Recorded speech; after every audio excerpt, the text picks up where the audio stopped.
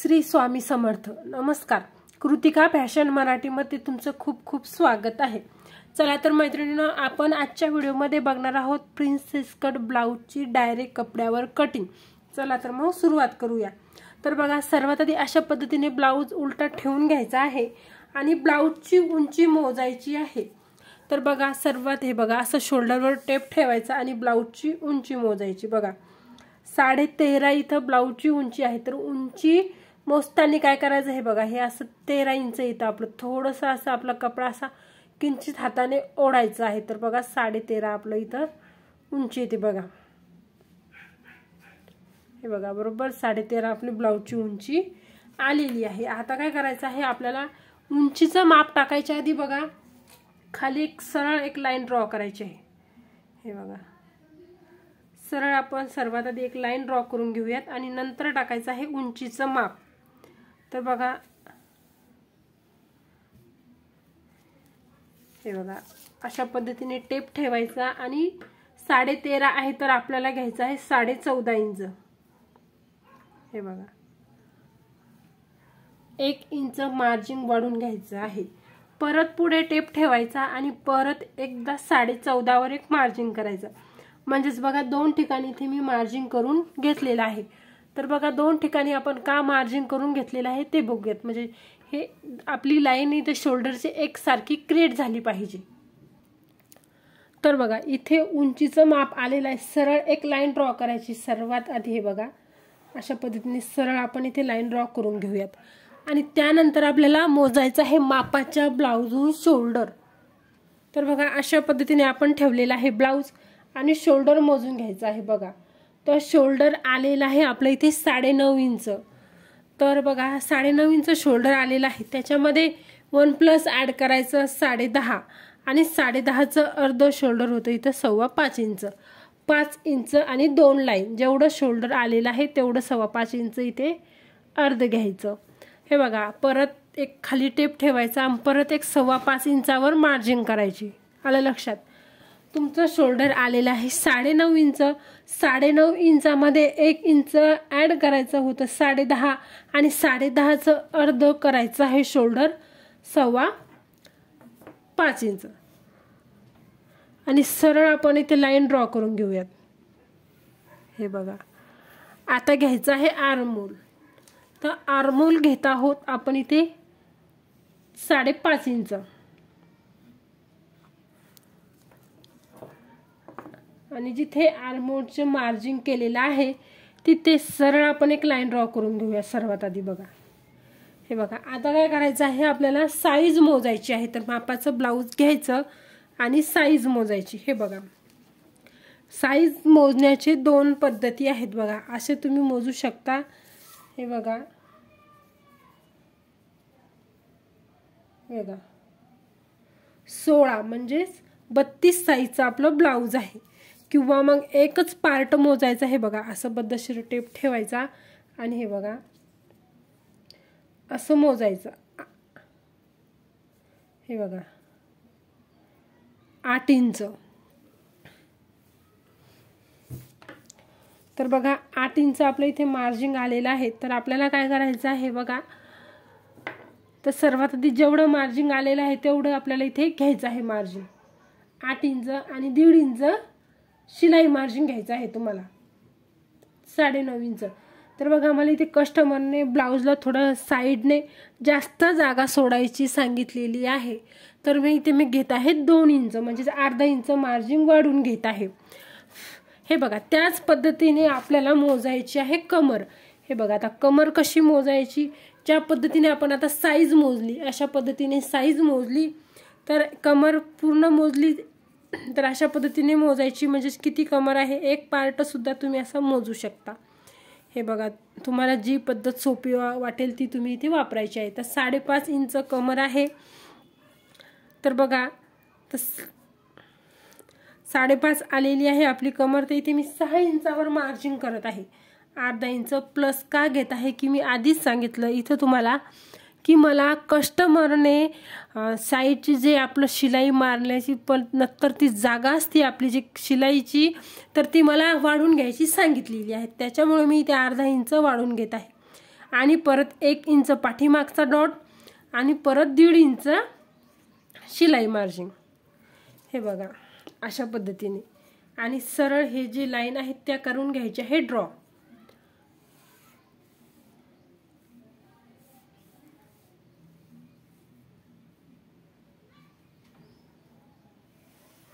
हे बघा त्यानंतर द्यायचा आहे आपल्याला आर्महोल आकार। तर आर्महोल आकार कसा द्यायचा आहे ते बघा। सर्वात आधी शोल्डर 1/2 इंच डाऊन करायचं आणि त्यानंतर गळा सुद्धा इथे 1/2 इंच डाऊन करायचा आहे। तर शोल्डर 1/2 इंच डाऊन केल्याने गळा आपला उतरत नाही आणि आर्महोल सुद्धा एकदम व्यवस्थित बसतं। त्यानंतर 1 इंचावर आर्महोल आकारासाठी मार्जिन करायचं आहे। हे बघा हे आहे पाठीमागच्या गोलाईचं जे आपला फ्रंट भागाचा गोलाईचा आकार आहे 1 इंचचा आणि नंतर 2.25 इंच। तर हा आहे आपला पाठीमागच्या भागाचा गोलाईचा आकार, मुंड्याचा आकार। हे बघा हे बघा अशा पद्धतीने एकदम सोपी पद्धत हळूवार सावकाशपणे सांगत आहे। आणि त्यानंतर 2.25 इंच मार्जिन करायचं। हे बघा आणि आता बघा तुमचा पाठीमागचा गळा किती आहे ते मोजून घेऊयात आपण। हे बघा शोल्डरवर टेप ठेवायचा आणि गळा मोजायचा। 9.5 इंच आपला गळा आलेला आहे। तर बघा 9.5 इंच गळा आलेला आहे तर शोल्डर सोडायचा आहे 1/2 इंच आणि 9.5 वर मार्जिन करायचं किंवा शोल्डर पकडून जर केलं तर 10 इंचावर मार्जिन करायचं। 1/2 इंच मार्जिन वाढून घ्यायचं आहे कारण की आपल्या जेव्हा आपण शोल्डर जॉईंट करतो तेव्हा आपल्याला 1/2 इंचाचा कपडा लागतो आणि 1/2 इंच आपला कपडा आतमध्ये जातो आणि गळा नंतर मग लहान होतो। त्याच्यामुळे आपल्याला 1/2 इंच कटिंग करतानाच इथे वाढून घ्यायचं आहे। हे बघा त्यानंतर इथे चौकोनी बॉक्स बनवून घेऊयात आपण। तर इथे बघा मी खाली 2.5 इंच घेतलेला आहे। इथून इथे अंतर मी 2.5 इंच घेतलेलं आहे कारण की खालून आपल्याला गळ्याचा आकार हा थोडासा मोठा हवा असतो। तर त्याच्यामुळे इथे थोडंसं इथे 2.25 इंच आणि इथे 2.5 इंच घेतलं तरी चालेल। तुम्हाला मोठा गळा आवडत नसेल खालून तर 2.25 घेतलं तरी चालेल, तरी सुद्धा काहीच प्रॉब्लेम नाही। तर बघा पाठीमागचा भाग आपला आखून झालेला आहे। चला तर मग आपण लगेचच कटिंग करून घेऊयात। तर बघा पाठीमागच्याच भागावरून आपल्याला फ्रंट भागाची कटिंग करायची आहे। तर बघा अशा पद्धतीने मी पाठीमागचा पार्ट ठेवून घेतलेला आहे आपल्या मेन फॅब्रिकवर। इथे बघा इथे 1 इंचाचं मार्जिन असलं पाहिजे, किमान तुमचं इथे 1 इंच किंवा 1.25 इंच तरी मार्जिन असलं पाहिजे। इथे बघा मी 1 इंचाचं मार्जिन घेतलेलं आहे आणि काय करायचं आहे ॲक्युरेट आपलं जसं पाठीमागचा भाग आपण आखलेला आहे, जसं कटिंग केलेलं आहे तसं इथे आपल्याला आखून घ्यायचं आहे। बघा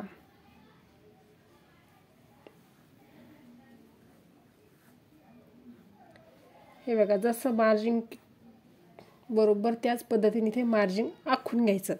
हे बघा आता मी इथे हे कपडा उचलून घेते। हे बघा आता काय करायचं सर्वात आधी आर्महोल आकार देऊन घ्यायचा आहे। तर आपल्याला पाठीमागच्या भागासाठी जे हा पाठीमागच्या भागाचा आकार आहे आणि हा जो आखत आहे आपण आता फ्रंट भागाचा आकार आहे, म्हणजेच फ्रंट भागाला आपल्याला 1/2 इंच इथे आर्महोलमध्ये आत आकार लागतो। हे बघा आर्महोल आकार मी इथे देऊन घेतलेला आहे। त्यानंतर काय करायचं आहे समोरचा फ्रंट गळ्याचं मार्जिन करायचं आहे। तर फ्रंट गळा तुमच्या मापाच्या ब्लाऊजहून मोजून घ्यायचा आहे। हे बघा तुम्हाला ब्लाऊजची मापे कशी काढायची आहे याचा सुद्धा मी व्हिडिओ अपलोड केलेला आहे। बघा हे अशा पद्धतीने टेप ठेवायचा आणि हे बघा 6 इंच पुढचा गळा आपल्याला 6 इंच तयार हवा आहे। तर बघा 1/2 इंच सोडून चालायचं किंवा मग अशा पद्धतीने पकडून तर 6.5 इंचावर मार्जिन करायचं आहे। म्हणजे जेणेकरून बघा काय होतं जेव्हा आपण शोल्डर जॉईन करतो तेव्हा आपला 1/2 इंच कपडा जाते। मी मागच्याच पार्ट कटिंग करताना हे क्लिअर केलेलं आहे। हे बघा सरळ बॉक्स बनवून घ्यायचा सर्वात आधी अशा पद्धतीने आणि आपल्याला जो आता हे बघा प्रिन्सेस कट ब्लाऊज आहे। तर प्रिन्सेस कट ब्लाऊजला शक्यतो तुम्ही कोणताही गळा बनवू शकता, म्हणजे पान गळा बनवू शकता, पंचकोनी बनवू शकता किंवा तुम्हाला जे हवा आहे तो तुम्ही बनवू शकता। फक्त आपल्या कटोरी ब्लाऊजला थोडा आपल्याला गोल गळ्यामध्ये जास्त कटिंग करावं लागतं. तर काय करायचं, आता ठेवायचं आहे शोल्डरवर टेप आणि डॉट पॉईंट घ्यायचा आहे. बघा डॉट पॉईंट ब्लाऊजहून कसा मोजायचा हे सुद्धा तुम्हाला मी इथे क्लिअर करून दाखवते. हे बघा अशा पद्धतीने शोल्डरवर टेप ठेवायचा आणि हे बघा ब्लाऊजचा डॉट पॉईंट पप कुठे क्रिएट होतो, हे बघा इथे आपला ब्लाऊजचा पप आहे. हे बघा हे जे आहे हा पप इथे आहे आपल्या ब्लाऊजचा. तर शोल्डरवरून टेप ठेवायचा आणि इथपासून इथपर्यंत ब्लाऊजचा जिथपासे आपला डॉट क्लिअर होतो तिथे आपल्याला मार्जिन करायचं आहे. 9 इंच आलेला आहे बघा. तर काय करायचं, शोल्डरवर टेप ठेवायचा आणि मार्जिन वाढून घ्यायचं आहे. 9 आलेला आहे तर 9.5 घ्यायचं आहे तुम्हाला. तर बघा हे बघा, तर आता काय करायचं आहे, 9 आलेला आहे तर 9.5 इंचावर मार्जिन करायचं आहे. 10 केलं तरी चालेल, अर्धा इंच कमी जास्त झालं तरी काही अडचण येत नाही त्याला. तर बघा असं मार्जिन करूयात आपण 3.5 इंच आणि सरळ आपल्याला इथे एक लाईन ड्रॉ करायची आहे. बघा हे बघा अशा पद्धतीने सरळ आपण इथे लाईन ड्रॉ केलेली आहे. अगदी खालीपर्यंत आपली इथे लाईन आलेली आहे. आता काय करायचं, 1 इंच इथे वरती मार्जिन करायचं. बघा 1 इंच इथे वरती मार्जिन करायचं आणि इथे अशा पद्धतीने कटोरीला आकार देऊन घ्यायचा. बघा हे बघा ठीक आहे. आता हा पॉइंट हे बघा इथून इकडे 1 इंच, ठीक आहे. हे बघा इथून इकडे 1 इंच आणि असा पॉइंट घ्यायचा आहे. या पॉइंटपासून 3.5 इंच घ्यायचा आहे आपल्याला पप. हे बघा तर 32 साईजचं ब्लाऊज आहे आपल्याला. तर 32 साईजमध्ये 3 इंचचा पप घेतला तरी चालेल, काहीच अडचण येत नाही. पण आपल्याला हे बघा असं छान असं पप क्रिएट व्हायला, असं लुक भारी यायला, असं कपडा उचलून त्याला अर्धा इंच इथे मी वाढवून घेतलेला आहे. म्हणजे त्याने काय होतं, एकदम व्यवस्थित असा आपला पप क्रिएट होतो आणि कस्टमरला सुद्धा खूप भारी फील होतं. तर बघा अशा पद्धतीने हे बघा तिरपी रेष ओढून घ्यायची आणि त्यानंतर प्रिन्सेस कट आकार देऊन घ्यायचा आहे. हे बघा अशा पद्धतीने, ठीक आहे. आता बघा आता काय करायचं, हे आहे बघा, हे जे जॉईंट जोडायला आपल्याला मार्जिन लागतं, तर इथे 1.25 इंच मार्जिन वाढून घ्यायचं आहे आपल्याला. 1.25 इंच 1 इंच घेतलं तरी चालेल. हे बघा हे जॉईंट जोडायला आपल्याला मार्जिन लागतं. आणि बघा आता हा पॉईंट किती आहे आपला, 3.5 इंच आहे. तर हा कपडा आपला कटिंग झाल्यानंतर आपल्याला इकडून सुद्धा कपडा हवा असतो. तर काय करायचं, आता बघा हा पाठीमागचा भाग आहे, तुम्हाला अजून क्लिअर एकदम समजून सांगते.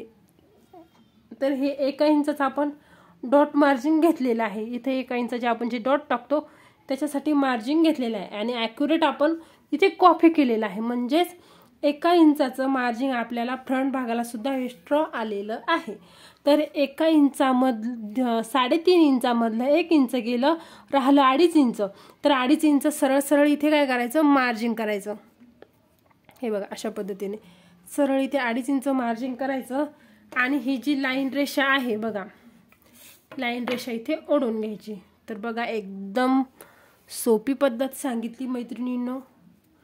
व्हिडिओ आवडला तर चॅनलला लाईक करा, सबस्क्राईब करा. असेच नवीन व्हिडिओ बघण्याकरता, म्हणजे मी बघा अगदी छोट्या छोट्या गोष्टीची माहिती देत असते. अशी तिरपी रेष आपण इथे ओढून घेतलेली आहे आणि इथे सुद्धा ओढून घ्यायची आहे. तर बघा हुक आहे, पट्टीकून तुम्हाला थोडंसं इथे वरती उचलेल ब्लाऊज जर आवडत असेल तर थोडंसं इथे काय करायचं, अर्धा इंच इथे वरती जायचं. नसेल आवडत तर तुम्ही सरळ सरळ ही डायरेक्ट या टोकापासून असंही करू शकता. ती तुमच्या आवडीवर डिपेंड आहे. हे बघा आपला फ्रंट भाग आखून झालेला आहे. तर लगेचच आपण इथे कटिंग करून घेऊयात. ज्या पद्धतीने मार्जिन केलेलं आहे त्याच पद्धतीने इथे कटिंग करून घेऊयात. तर इथे बघा मी मेन फॅब्रिक आणि अस्तर कटिंग करून घेतलेलं आहे. तर बघा मैत्रिणींनो तुमच्या अगदी क्लिअर दिसत आहे तुम्हाला. अस्तरपेक्षा मी मेन फॅब्रिक इथे शिल्लकच कटिंग करून घेतलेला आहे. बघा हे आहे कटोरी आणि हा आहे पाठीमागचा भाग. तर बघा स्लीव कटिंग करायची बाकी आहे. स्पेशल मी स्लीवचा सुद्धा व्हिडिओ अपलोड केलेला आहे. धन्यवाद. जर व्हिडिओ आवडला तर चॅनलला लाईक करा, सबस्क्राईब करा.